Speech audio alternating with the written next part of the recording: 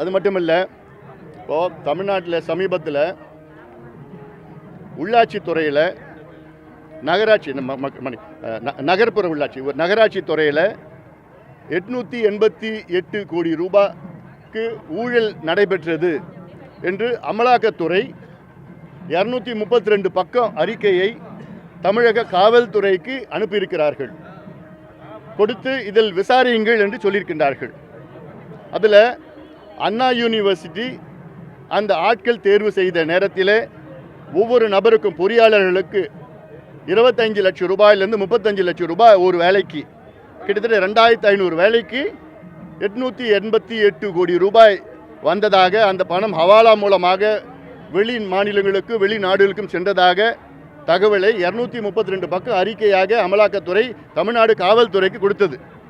இன்னைக்கு வரைக்கும் அதில் நடவடிக்கை எந்த நடவடிக்கை தமிழ்நாடு அரசு எடுக்கலை.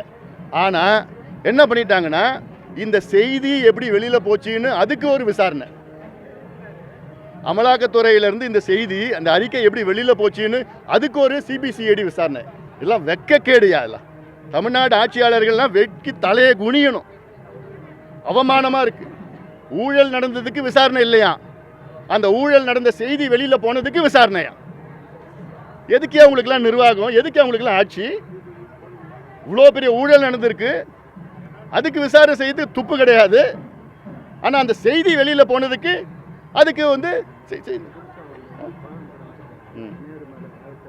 சரி, அந்த அந்த அந்த அந்த செய்தி வெளியில் போனதுக்கு ஒரு அதுக்கு விசாரணை. இதே போன்று 4800 கோடி ரூபாய் மணல் கொள்ளை விசாரணை.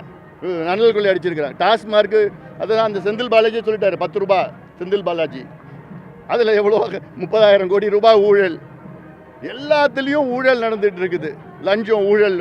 அதாவது முதலமைச்சர் ஸ்டாலின் அவர்களுக்கு என்ன நடக்குதுன்னு அவருக்கும் தெரியல. அவரை வச்சுக்கிட்டு ஏதோ ஒன்று அவங்கவுங்க கொள்ளடிச்சிட்டு இருக்கிறாங்க. நிச்சயமாக மக்கள் வந்து மிகுந்த கோபத்தில் இருக்கின்றார்கள். நானும் இந்த 100 நாள் நடைபயணத்தில் போய் பார்த்துட்டேன். மக்களுடைய மனநிலையை புரிஞ்சிருக்கிறேன். நான் மிகுந்த கோபத்தில் இருக்கின்றார்கள்.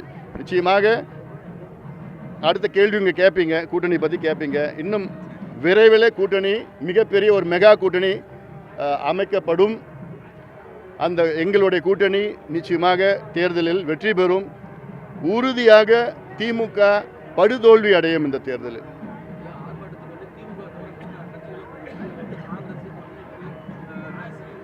எல்லாரையும் கூப்பிட்டு முடிச்சாச்சு, கூப்பிடுவோம், எல்லாரையும் கூப்பிட்டு முடிச்சாச்சு.